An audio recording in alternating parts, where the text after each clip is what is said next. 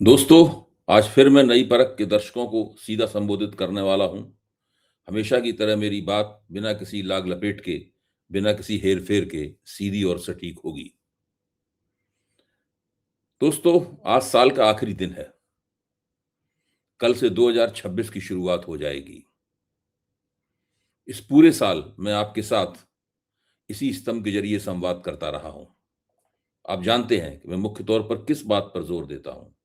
मेरा जोर इस बात पर है कि इस देश के लोकतंत्र का भविष्य नरेंद्र मोदी की सरकार के हाथों में नहीं है।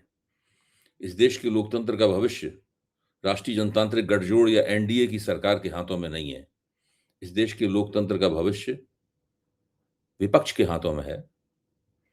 जो विपक्ष की नेतृत्वकारी पार्टी है, सबसे बड़ी पार्टी, इसके पास 100 सांसद हैं और देश के 3 प्रांतों में जिसकी सरकारें हैं, उस कांग्रेस पार्टी के हाथों में है। और चूंकि कांग्रेस पार्टी के नेता राहुल गांधी हैं, इसलिए विप लोकतंत्र का भविष्य राहुल गांधी के हाथों में है। मेरे कुछ मित्र इस बात को लेकर कुछ व्यंग्यात्मक टीका टिप्पणियां करने लगे हैं। आजकल मेरे कानों में उनकी ये फुसफुसाहट सुनाई पड़ती है कि आजकल अभय जी राहुल गांधी की बहुत तारीफ करने लगे हैं। आजकल वो कांग्रेस की तरफ झुकते जा रहे हैं। तो मैं साल के इस आखिरी दिन एक डिस्क्लेमर फाइल करना चाहता हूं, एक इनकारी बयान देना चाहता हूं। मेरा कांग्रेस से कोई सांगठनिक संबंध नहीं है।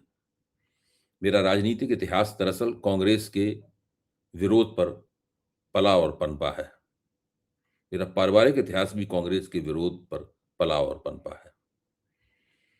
जब 2011, 12, 13 के दौरान इस देश में भ्रष्टाचार विरोधी आंदोलन की हवा बह रही थी, उस वक्त मैं टीवी पर कांग्रेस के खिलाफ जमकर संघर्ष कर रहा था। और सब लोग जानते हैं कि मेरी भूमिका क्या थी। मेरे ऊपर मेरे दुश्मन भी ये इल्ज़ाम नहीं लगा सकते कि मैं कोई कांग्रेस समर्थित व्यक्ति हूँ। जहाँ तक राहुल गांधी का सवाल है, राहुल गांधी बहुत से पत्रकारों से आज तक मिले होंगे, लेकिन मेरी उनसे कोई मुलाकात नहीं है। उनसे मुलाकात करना मेरा मकसद भी नहीं है।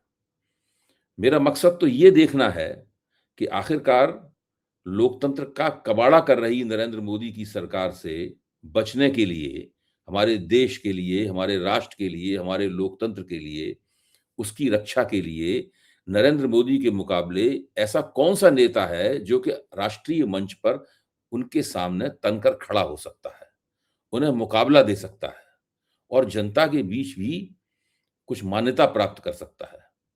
मैं देखता हूं कि पिछले कम से कम 2 वर्ष से एक ही व्यक्ति है जो कि नरेंद्र मोदी के मुकाबले देश में राष्ट्रीय मंच पर खड़ा हुआ है और जनता में उसकी गतिविधियों को मान्यता भी प्राप्त हो रही है। उस आदमी का नाम राहुल गांधी है। ये मेरी निजी पसंद या नापसंद का सवाल नहीं है।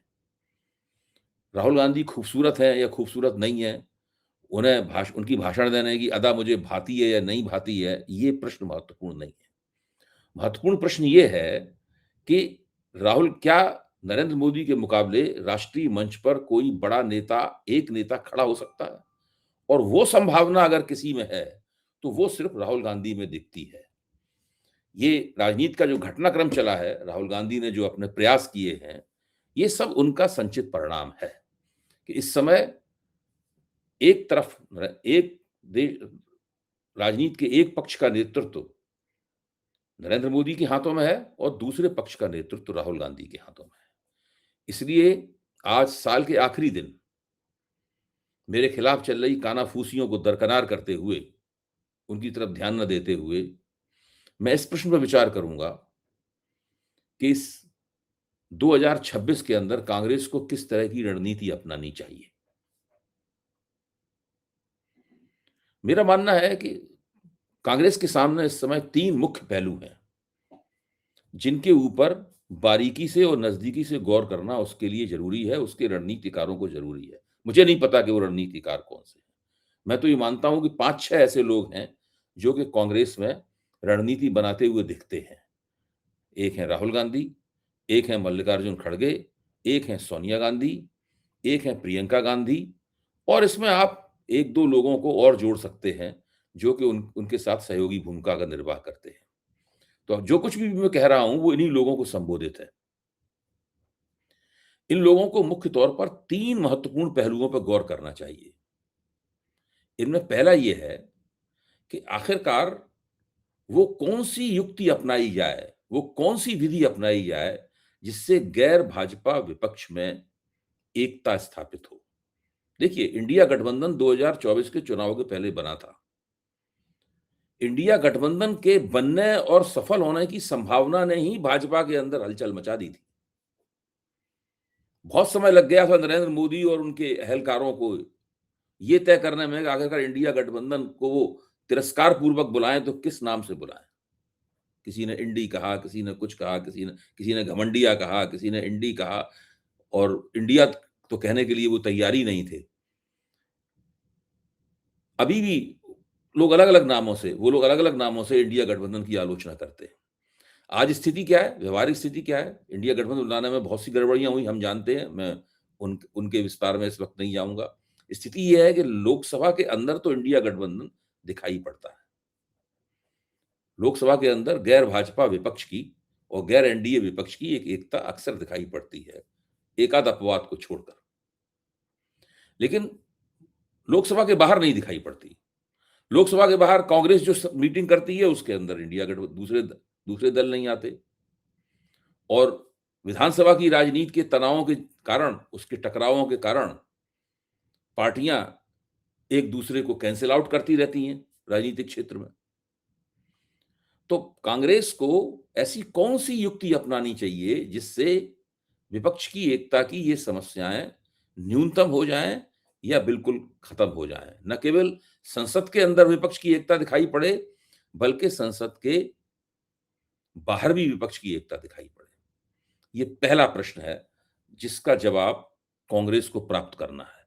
कांग्रेस ये कहकर इस सवाल से नहीं बच सकती कि भाई दूसरी पार्टियां हमारी मदद नहीं करती हैं, दूसरी पार्टियां अपने राजनीतिक स्वार्थों को बहुत आगे रखती हैं और उनके साथ एकता करने के चक्कर में हमें अपने राजनीतिक स्वार्थों को कुर्बान करना पड़ता है। नहीं, कांग्रेस 100 सांसदों की पार्टी है।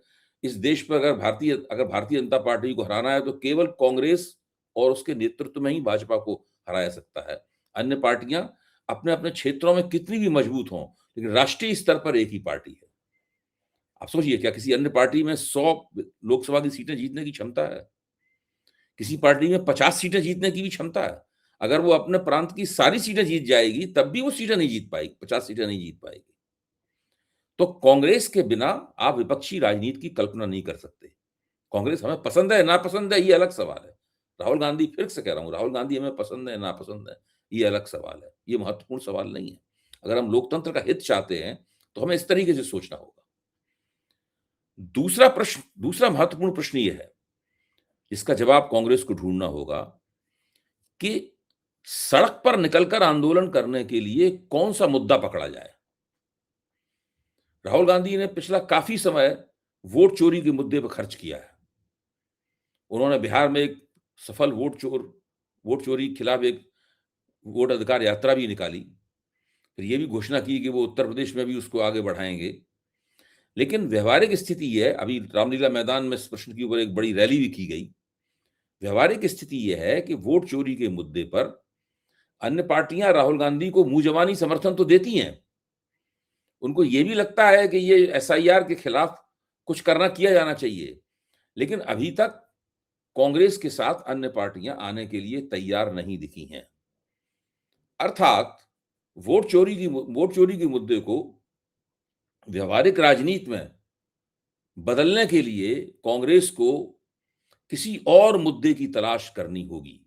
किसी और मुद्दे के जरिए अन्य राजनीतिक दलों को अपने साथ जोड़ना होगा, तब वे आगे चलकर वोट चोरी के मुद्दे पर भी कांग्रेस के साथ आ सकती हैं। वोट चोरी का मुद्दा अभी तक कामयाब नहीं हुआ, इसका मतलब यह नहीं है कि वोट चोरी के मुद्दे का राजनीतिक महत्व कम है। मेरे विचार से भारतीय जनता पार्टी एसआईआर के जरिए एक स्थायी बहुमत की तलाश कर रही है, कभी चुनाव ना हारे। वो इस चतुराई से निर्वाचन क्षेत्र दर निर्वाचन क्षेत्र वोटों को मतदाता सूची में वोटों को जोड़ने और वोटों को घटाने की तिकड़म कर रही है एसआईआर के जरिए कि वोट चोरी के मसले पर जोर देना बहुत जरूरी है। आज नहीं तो कल पूरा विपक्ष वोट चोरी के मुद्दे पर सामने खड़ा होगा। तो कांग्रेस को उस मुद्दे की तलाश है। तीसरा महत्वपूर्ण प्रश्न यह है कि कांग्रेस पार्टी के भीतर ऐसे तत्वों को कैसे हाशिए पर धकेला जाए जो राहुल गांधी की हर कोशिश को पटरी से उतारने की तिकड़म करते रहते हैं। कांग्रेस बहुत पुरानी पार्टी है, उसके अंदर बड़े-बड़े वरिष्ठ नेता हैं, जिन्होंने एक ज़माने में पार्टी की बड़ी सेवा भी की है, महत्वपूर्ण ज़िम्मेदारियाँ निभाई हैं।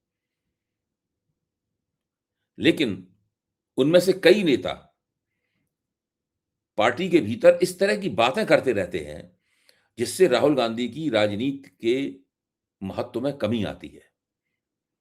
और उससे जो संदेश बाहर जाता है, वो संदेश ये जाता है कि राहुल गांधी की ग्रिप, राहुल गांधी की पकड़ पूरी कांग्रेस पर मजबूत नहीं है।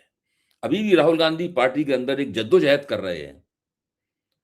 ये जो बीच-बीच में बात आती है कि राहुल गांधी को अब कोई पार्टी के अंदर चुनौती नहीं रह गई है। मैं ये कहना चाहता हूँ, ये बात आती ज़रूर है, लेकिन बार-बार ऐसी परिस्थिति भी सामने आती है कि राहुल गांधी पार्टी के भीतर भी अपने नेतृत्व को मजबूती से स्थापित करने के लिए संघर्ष करते हुए नज़र आते हैं। तो सवाल ये है कि ऐसे नेताओं और ऐसी शक्तियों को हाशिए पर कैसे धकेला जाए? ये 3 प्रश्न हैं, इनका कांग्रेस को जवाब देना है। अभी तक मेरी जो समझ में आया है, वो मैं आपके सामने रखूँगा। मेरा मानना है कि भारतीय जनता पार्टी ने एक इस तरह का कदम उठाया है, जिसके ज़रिए कांग्रेस को वह महत्वपूर्ण और केंद्रीय मुद्दा मिल सकता है। कांग्रेस अगर उस मुद्दे के ऊपर फोकस करे, तो वो न केवल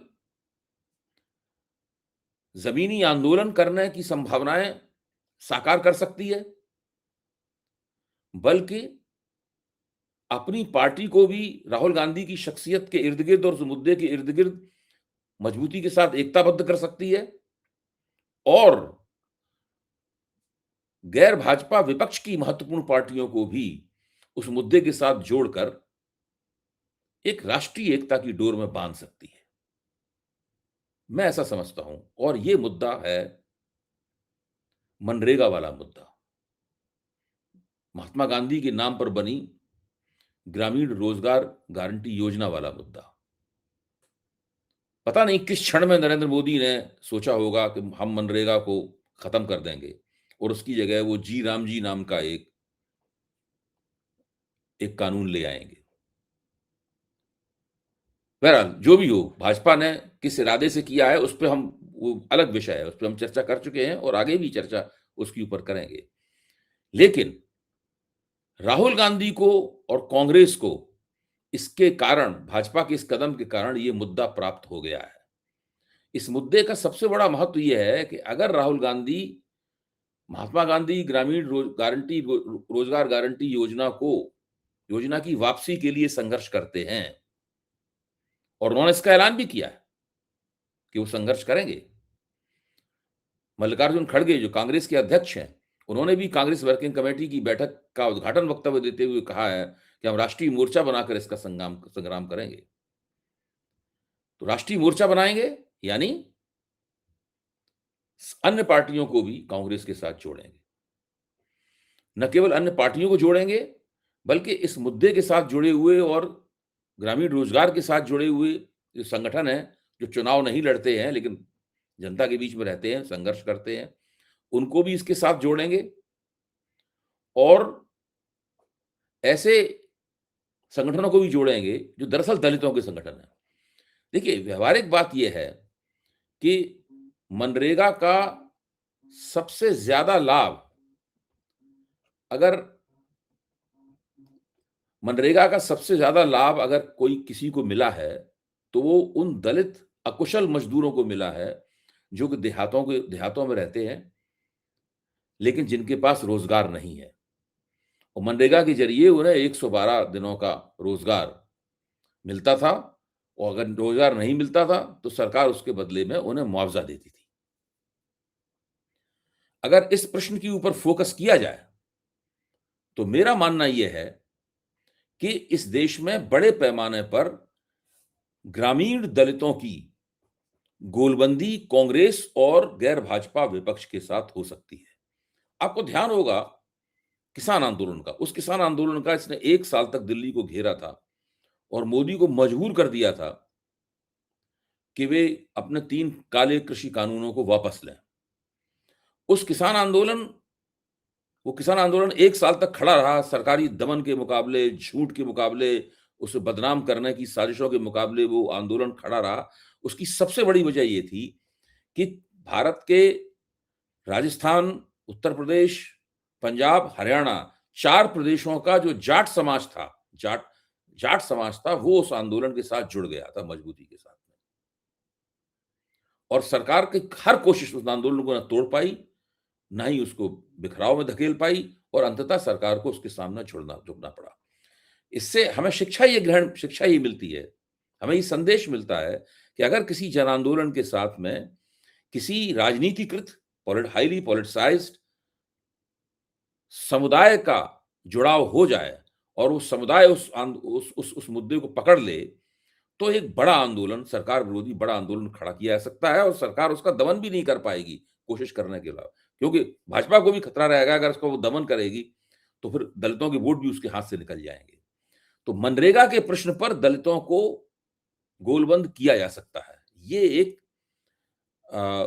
मैं समझता हूँ कि बहुत ही बुद्धिमानी का काम है, जो कि राहुल गांधी जी करने के बारे में सोच रहे हैं और मल्लिकार्जुन खड़गे ने इसे करने के बारे में कांग्रेस वर्किंग कमेटी का उद्घाटन वक्तव्य देते हुए एक अपील की है, एक आह्वान किया है। सवाल ये है राहुल गांधी इसे करेंगे कैसे? क्योंकि मनरेगा के ऊपर आंदोलन करने में से वो ट्रिगर पॉइंट निकलेगा, जो विपक्ष की एकता को भी साकार कर सकेगा। सड़क पर आंदोलन भी खड़ा होगा, यानी पॉलिटिकल एक्शन भी सामने आएगा सरकार के खिलाफ, उससे एंटी इनकम्बेंसी बढ़ेगी सरकार की। और पार्टी के भीतर के तत्व भी सोचेंगे कि अब उन्हें इस आंदोलन के अंदर भाग लेना ही है। अगर वो आंदोलन के अंदर भाग नहीं लेते रहे और केवल पार्टी के अंदर तरह-तरह का स्पिन देने की शरारतें करते रहे, राहुल गांधी को तंग करने के लिए, तो फिर धीरे-धीरे वो अपनी पोल खुद खोल देंगे। इसलिए वो भी अपनी शरारती और साजिशी हरकतों पर लगाम लगाएँगे, अगर ये आंदोलन सड़क पर एक पॉलिटिकल एक्शन होता हुआ दिखाई पड़ा। और बड़े पैमाने पर उत्तर प्रदेश में, बिहार में और दूसरे कई राज्यों में जो दलित समाज है, वो नए सिरे से कांग्रेस के साथ जुड़ेगा इसमें। और दलितों का मजबूती से कांग्रेस के साथ जुड़ना, कांग्रेस के राष्ट्रीय उत्थान की बुनियाद बन सकता है, ऐसा मैं मानता हूँ। तो केवल इस मुद्दे को चुनकर और आंदोलन करके कांग्रेस इन तीनों प्रश्नों का कमोबेश जवाब प्राप्त कर सकती है। इससे न केवल वो गैर भाजपा चुनाव लड़ने वाले राजनीतिक दलों को एकताबद्ध करेगी, वरना ऐसे दलों को भी भाजपा विरोधी राजनीति में वो ले आएगी, जो दरअसल चुनाव लड़ने पर जिनका ज्यादा फोकस नहीं रहता। इसका मैं एक उदाहरण आपको देता हूँ। बिहार में एक संगठन है, बिहार प्रदेश किसान सभा। ये भूमिहीन खेतिहर मजदूरों का संगठन है मुख्य तौर पर। विशाल संगठन है, कई बार कई आंदोलन वगैरह कर चुका है और ये सीपीआई एमएल लिबरेशन के नेतृत्व में चलता है। और इस वक्त घटनाक्रम कुछ इस तरीके से चला है कि बिहार का जो महागठबंधन है राष्ट्रीय जनता दल के नेतृत्व में, उसकी उस सीपीआई एमएल उसकी महत्वपूर्ण घटक है और उसके नेता, उसके महासचिव दीपंकर भट्टाचार्य राहुल गांधी से अच्छी तरह परिचित हैं और वोटर अधिकार यात्रा के दौरान और उसके बाद भी राहुल गांधी के साथ में उनकी बातचीत, उनका संवाद लगातार रहा है। मैं समझता हूं कि बिहार प्रदेश किसान सभा को मनरेगा वाले प्रश्न पर अगर आंदोलन में खींचा जा सके और कांग्रेस और सीपीआई एमएल दोनों बिहार के अंदर इस आंदोलन के पायलट प्रोजेक्ट का नेतृत्व करते हुए दिखाई पड़े, तो आगे चलकर एक बड़ी सफलता प्राप्त की जा सकती है। दोस्तों, अभी लोकसभा चुनाव दूर है। अगर अभी से इस तरह के कार्यक्रम लिए जाएं, संघर्ष के कार्यक्रम लिए जाएं, तो उससे जो विपक्षी एकता निकलेगी, वो केवल सीटों के तालमेल पर आधारित विपक्षी एकता नहीं होगी। वो एक संग्रामी एकता होगी। एक ऐसी एकता होगी जिसके आधार पर बनी जो यूनिटी है, जो एकजुटता है, वो काफी मजबूत किस्म की होगी और उसको भंग नहीं किया जा सकेगा। इसी प्रक्रिया में जो विपक्षी मोर्चा है, उसका न्यूनतम साझा कार्यक्रम भी बनेगा। न्यूनतम साझा कार्यक्रम बनेगा, उसका सचिवालय भी बन सकता है, उसके प्रवक्ताओं का एक दल भी खड़ा हो सकता है, एक पैनल भी खड़ा हो सकता है, उसका दिल्ली में एक दफ्तर भी बन सकता है और न्यूनतम साझा कार्यक्रम बन गया, तो बहुत सी ऐसी दिक्कतों का निपटारा हो सकता है, जो आमतौर पर विपक्षी एकता के आड़े आती रहती हैं। मसलन इस वक़्त महाराष्ट्र में जो पवार का परिवार है, वो अजित पवार के साथ भी तालमेल कर रहा है, वो अदानी साहब के साथ भी अपना तालमेल करता रहता है। अगर आपके पास एक न्यूनतम साझा कार्यक्रम होता, तो आप आराम से कह सकते थे कि भई इस न्यूनतम साझा कार्यक्रम के तहत हम लोग एकताबद्ध हैं, बाकी उनकी पार्टी है, उनका अपना कार्यक्रम है, उनकी अपनी राजनीति है। इस कार्यक्रम के बाहर वो कोई भी राजनीति करने के लिए स्वतंत्र हैं। हम लोग केवल उसी बातों का जवाब देंगे, जो इस न्यूनतम साझा कार्यक्रम से संबंधित हों। इस तरह की नीति हर एक के बारे में अपनाई जा सकती है। और इससे जो विपक्षी एकता के ऊपर लगातार भाजपा के ज़रिए जो प्रहार होता है, उन प्रहारों से भी बचा जा सकता है, यहाँ तक कि उसकी एक प्रति रणनीति भी तैयार की जा सकती है। तो इस वक़्त कांग्रेस के पास भाजपा द्वारा थमाया गया एक ऐसा मुद्दा है, जिसके इर्द-गिर्द काम करते हुए वो नए साल के पहले 6 महीने में एक बड़े आंदोलन को ज़मीन पर उतार सकती है। उसके साथ में चुनाव लड़ने वाली विपक्षी दल और चुनाव न लड़ने वाले जन संगठन, संघर्षशील जन संगठन भी जोड़े जा सकते हैं और एक एक बहुत ही सक्षम और विविध किस्म का एक राष्ट्रीय मोर्चा बनाया जा सकता है। एक ऐसा मोर्चा बनाया जा सकता है, जो अभी तक कभी कांग्रेस ने नहीं बनाया। कांग्रेस अभी तक केवल सीटों के तालमेल से की जाने वाली विपक्षी एकता के संदर्भ में ही सोचती रही है। लेकिन जब इसके साथ आप संघर्ष करने वाले जन संगठनों को भी जोड़ लेंगे, तो जो निकल कर आएगा, वो बिल्कुल एक नई चीज़ होगी। और अगर वो ठीक से बन गया, तो पहले से ही भाजपा सरकार के खिलाफ काफ़ी नाराज़गी है और वो नाराज़गी और बढ़ेगी, एंटी इनकम्बेंसी और तीखी होगी और देखते ही देखते विपक्ष भाजपा के ऊपर एक निर्णायक बढ़त लोकसभा चुनाव से पहले हासिल कर लेगा। धन्यवाद दोस्तों। आज की सीधी बात खत्म करने से पहले मैं आपके अपने चैनल नई परख के बारे में कुछ और भी कहना चाहता हूं। आप सभी ने नई परख को इतना प्यार दिया है, इसके लिए सभी दर्शकों का तहे दिल से शुक्रिया। अगर आप चाहते हैं कि मैं आपके लिए अलग से कंटेंट बनाऊं, आपकी टिप्पणियों पर प्रतिक्रिया करूं या आपके सुझावों पर चर्चा करूं, तो आप हमारे चैनल के साथ खास तरह से जुड़ सकते हैं। अगर आप नई परख चैनल का हिस्सा बनते हैं, तो आप मेरे वीडियो बाकी सब्सक्राइबरों से 1 घंटे पहले देख पाएंगे। आपकी बातों का मैं जवाब दूंगा, आपके लिए हर दिन स्पेशल शो करूंगा और आपके सुझाव अपने वीडियो में शामिल करूंगा। आज के लिए बस इतना ही। धन्यवाद।